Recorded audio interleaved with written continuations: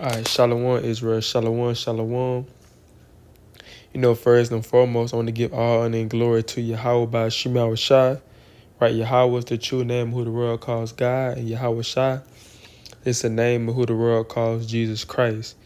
And this a video I actually want to touch on, just cause we coming into some times that we never seen before, and we know when you read Matthew 24.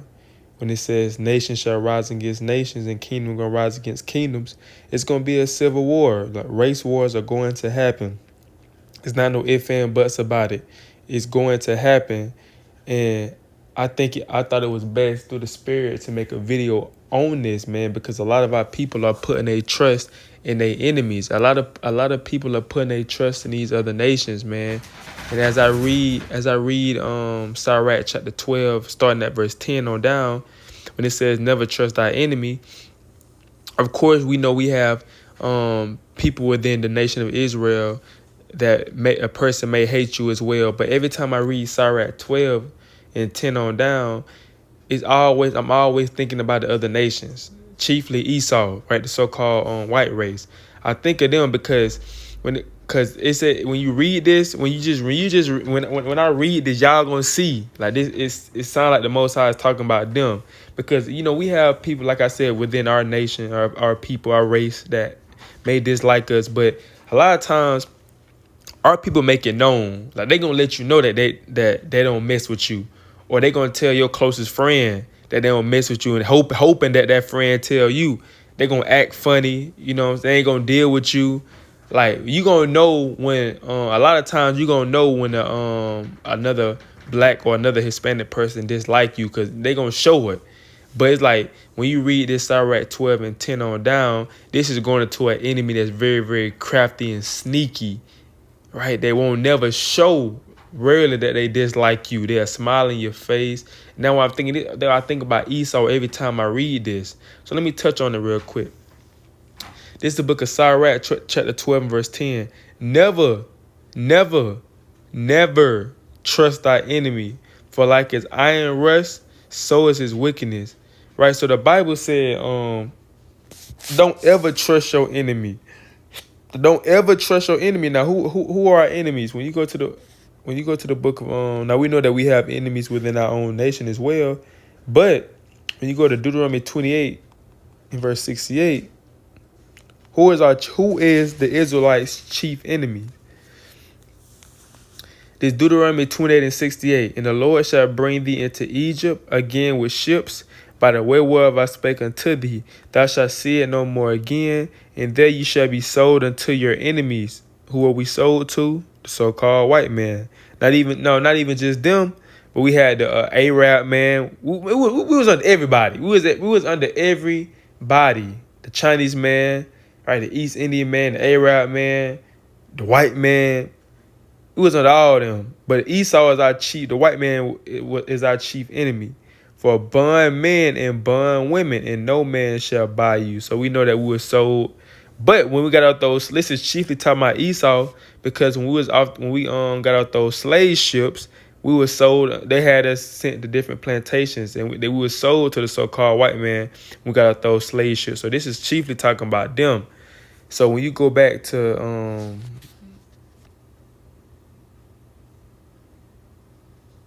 Sirach.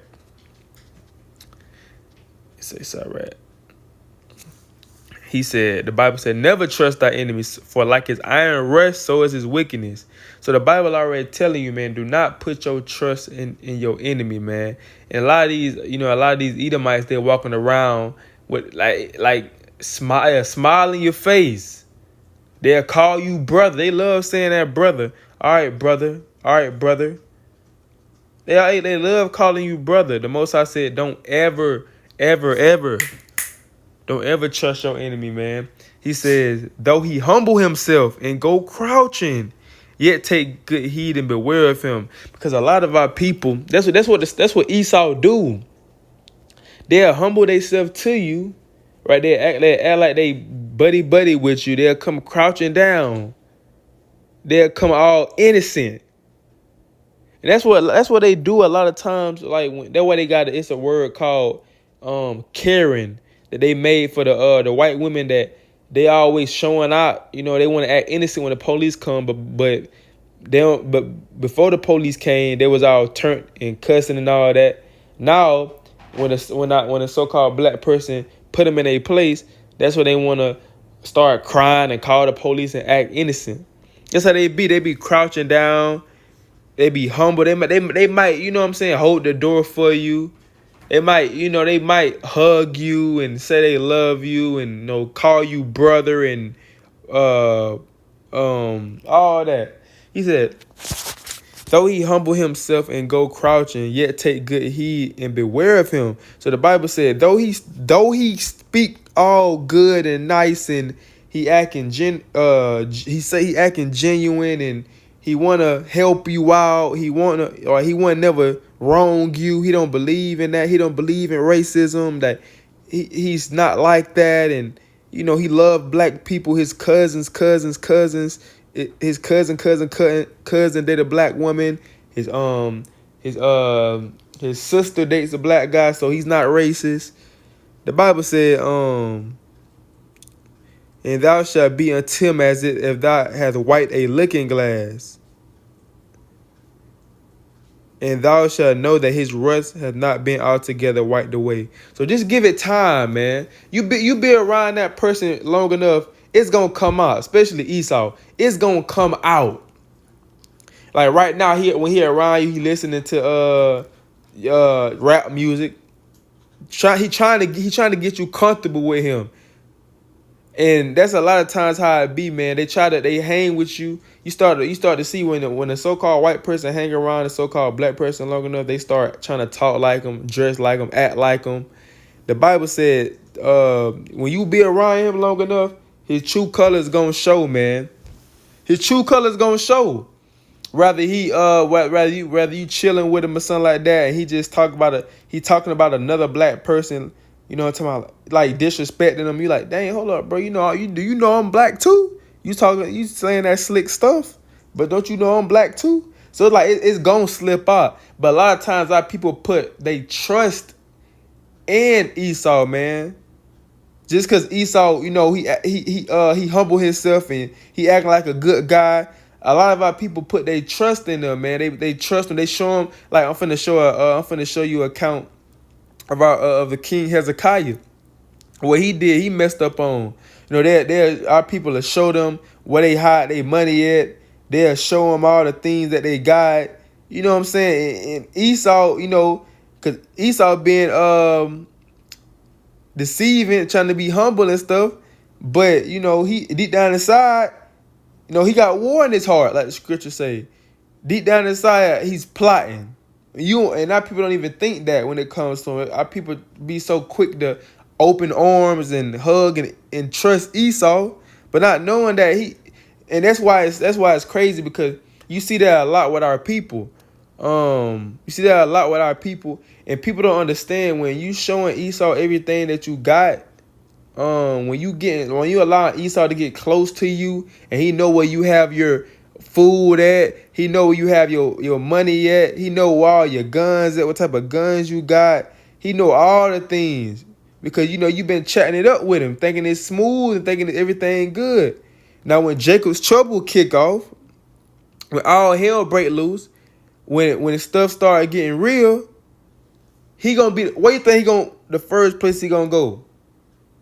Right, when it ain't no more food, when it's an EMP attack and the lights and stuff out, right? When it ain't no water, when all the stores are empty, he gonna go to you, because you done showed him everything you done had. You done put your trust and your guard down and let this man know your every move. It says, set him not by thee, lest when he hath overthrown thee, he stand up in thy place. So the Bible said, don't even set him by you. Sometimes our people set Esau by him. Sometimes our people set Esau by them in the point where Esau think he equal to our people. They be like, well, he's invited to the cookout. You know how people say, well, he's invited to the cookout. He's invited to the cookout. The Bible said, do not. He said, set him not by thee. Don't put him above you, right? Don't make him think that he's equal or better than you. He says, he stand up in thy place. Neither let him sit at thy right hand. Don't let him sit at your right hand, cause I'm telling you, man. And a lot of times Esau, they be racist, but they so racist they don't even realize they racist. They say sometimes Edom might say some crazy stuff. They don't even realize it's racist.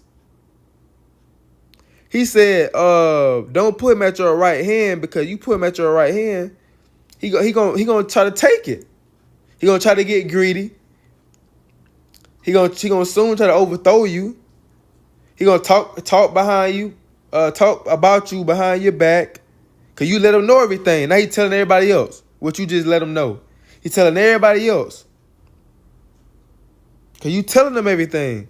He said, neither let him sit at thy right hand, lest he seek to take thy seat. See, and that's the spirit. That's the spirit of Esau. That's the spirit. That is the spirit of the so-called white man. When you look throughout history, this is throughout history. This is in a nature to try to overthrow and take something, especially from the black and Hispanics. That's in a nature. They turn on each other for money and for power.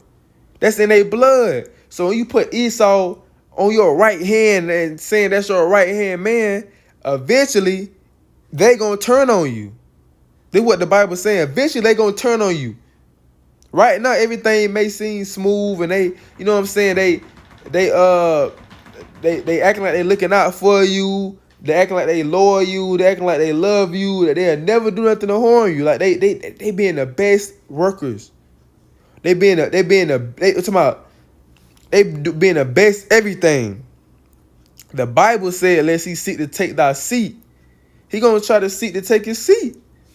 Right? As soon as you get sick, or as soon as something happened to you, they gonna leave, or they gonna try to take your spot. They gonna plot on you, and they gonna try to take everything you got.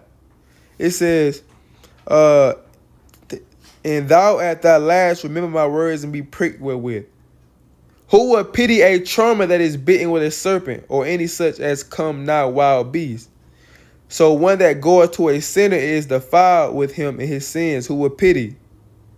For a while he will abide with thee, but if thou begin to fall, he will not tarry. So the Bible saying, man, who gonna pity? First and foremost, who gonna pity a charmer? Like somebody that's playing with a snake. Who gonna pity that person and be like, dang, I hate he got bit by the snake. But the whole time he was playing with the snake. He had the snake in his hand. He knew it was a snake. Had the serpent in his hand, playing with it. Nobody not gonna pity that person because he shouldn't have been playing with the snake.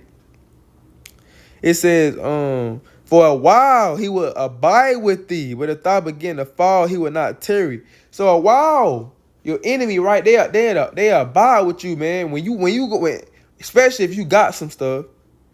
If you got some stuff, they gonna abide with you, man. They gonna be there for you. Well, they gonna check up on you. They gonna bring you things. They gonna be respectful to you. When you got some stuff, everything going smooth, you able to get them stuff. But it says, if thou begin to fall, he will not tarry. Right? The Bible said when you begin to fall, especially Esau, when you begin to fall, he not gonna tarry. He out of there. Cause you can't do nothing for him no more. You can't, cause you falling down. You ain't got nothing to give him. He gonna be out of there. So all that stuff of them, you know what I'm saying, trying to look out, and you thought they was, you know, sincere and they was good guys. No, the Bible said they not gonna tarry. Let you get hurt. Let you get hurt or something. They gonna be out of there and they going to the next. An enemy speaking sweetly with his lips. And that's exactly how Esau do, man. I'm talking about, there's nobody on this earth that speaks sweetly like them. And it be deceitful. That's how they got the land from the Native American Indians. They can't, and that's how they had so many of our people to sign treaties with them. Cause we trusted in them because they was speaking all sweet. They came with a smile and acting all loving. The Bible said, enemy speaks sweetly with his lips, but in his heart he imagined how to throw thee into a pit. So, and that's the nature. Like I said, that's the nature of the so-called white race, man. Throughout history, you look throughout history, that shows they spoke sweetly. They came sweet and crouching down like they wanted to help and they was genuine, but deep down in their heart it was war. Deep down in their heart they already was plotting on how to overthrow your people, and take the land and take the riches and the wealth. He will weep with his eyes, but he will find opportunity. He will not be satisfied with blood. That's all you, man. Like I said, they go back to that the Karens. And he got the male Karens too. They'll weep, man. They so good with being crafty. They will make themselves cry. They act like they sad, disappointed. They'll start crying. They may start crying. They may weep. But if he found opportunity, he would not be satisfied with blood. But he weeping right now. But if it's an opportunity for him to get some benefits from you, all that weeping and stuff, all that loyalness is gonna be out the window. That's what he's saying. All that weeping, all that crying and stuff, and being there for that person is not gonna be there. He not gonna be there.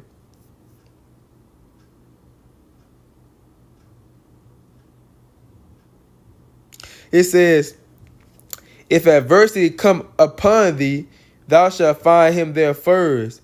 And though he pretend to help thee, yet shall he undermine thee. So yeah, man, the Bible saying, man, just say you go through something, right? Just say you go through something, and they're gonna be the first ones there. But they're not gonna be the first ones there to help you. They're gonna be the first ones there to be nosy, to see what's going on. Right, so they can laugh behind closed doors and talk about you and tell other people your business. It says, and though he pretend to help, so he might pretend to help you, acting like he care, do a little bit of something, just the bare minimum, right? He ain't gonna go over and beyond because you can't do nothing to help him. So he might do the little bare minimum to pretend like he's trying to help, but really he's not. He said, yes, shall he undermine thee. He basically gonna look son you, right? Or he gonna, you know what I'm saying? Yeah, belittle you. The same person that was, you know what I'm saying, respecting you when everything was going well and helping you and uplifting you and being there for you, is that same person that's gonna undermine you when adversity come, when things might not be going your way, when you may lose some stuff. It said he would shake his head and clap his hands and whisper much and change his countenance. So he like a whole nother person.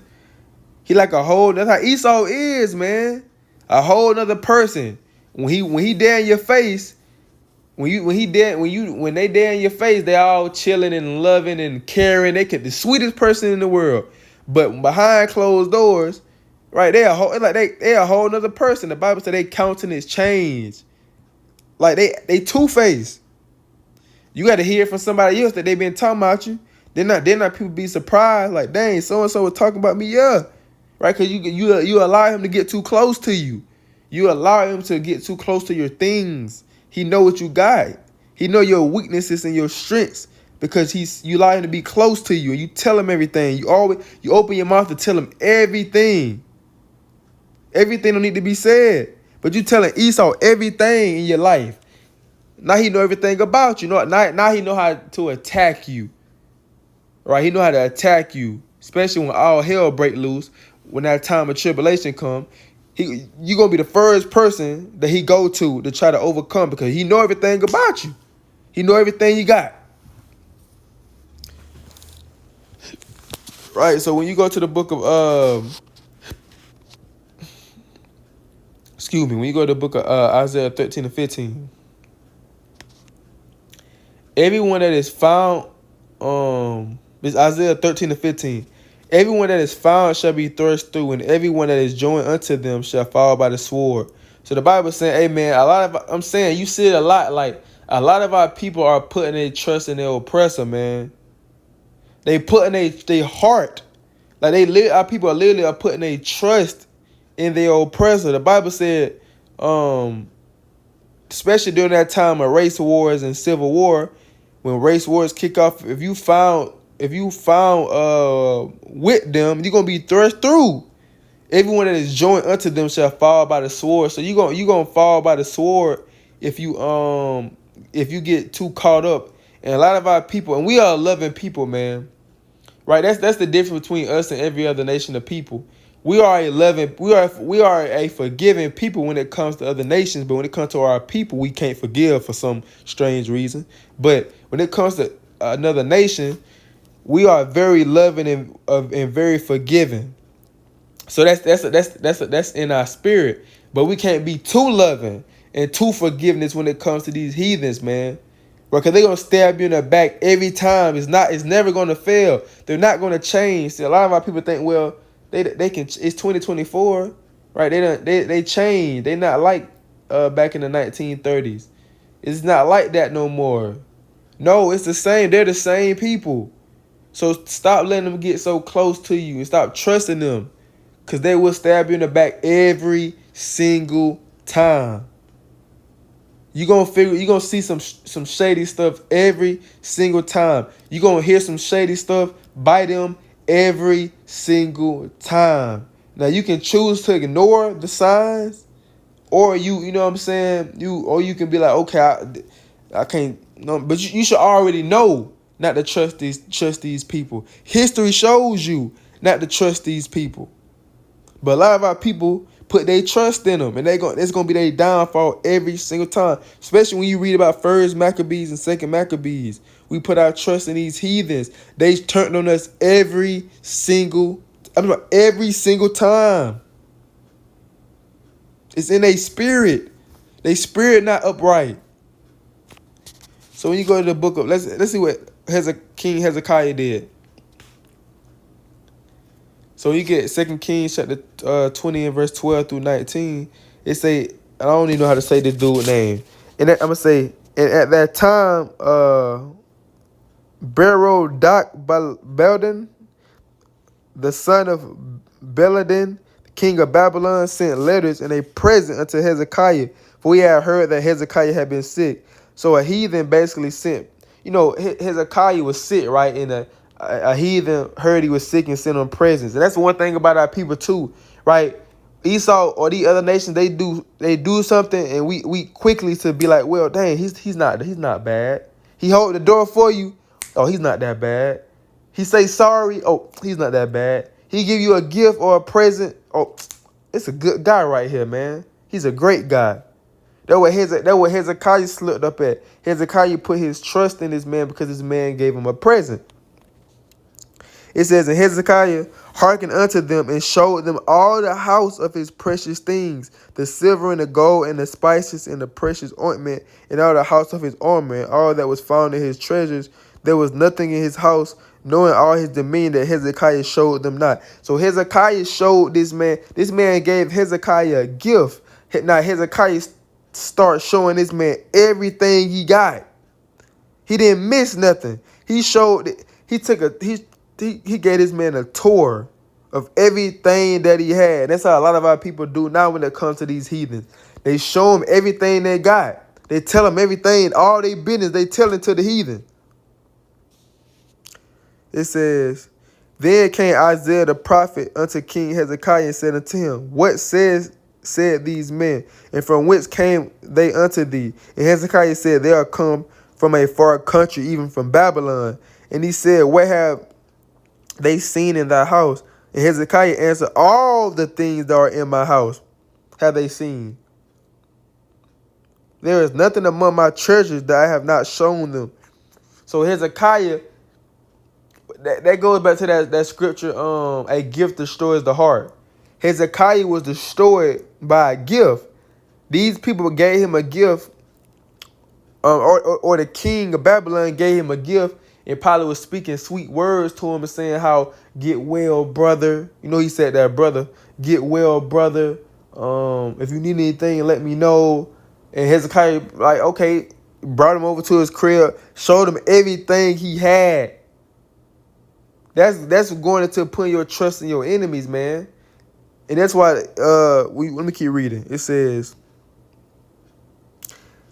and Isaiah said unto Hezekiah, hear the word of the Lord. Behold, the days come that all that is thy house all that is in thy house and that which thy fathers have laid up in store unto this day shall be carried into Babylon. Nothing shall be left, says the Lord. And if thy sons that shall issue from thee, which thou shalt beget, shall they take away, and they shall be eunuchs in the palace of the king of Babylon. Then said Hezekiah unto Isaiah, good is the word of the Lord which thou hast spoken. And he said, is not good if peace and truth be in my days? So it's like the Lord judging him for this, because like you just showed this man everything you got, so now he finna take everything you got. It's not wise to show them what you got. Not even just them, but anybody, like especially somebody that you know that's an enemy or somebody that's hating on you, or you know how a person is. Don't show anybody everything you got. Because in that time of Jacob's trouble, folks going to remember that. When you've been showing people that you've been stacking up on food, you showing them all your weapons, you showing them all your money, all your stash and you got an underground bunker, you show them your underground bunker. It's like, when all hell break loose, they going to be you. They going to come and try to kill you and rob you. That's what's going to happen, man. Right, so Lord, when this video is edifying, man, I just want to make a short video to never trust your enemy. Never, ever, ever trust your oppressors. The people that been oppressing you throughout history, it's a cycle, a everlasting cycle that it's in all of them. It's in all of them, man. And eventually that anger and stuff will show. They'll crouch down and be nice to you when things going well. They'll look out for you. But when things ain't going their way, their true colors gonna show. All right, so Lord, when this video is edifying, I want to give all honor and glory to Yahweh by Shemi Hawashai. I say shalom.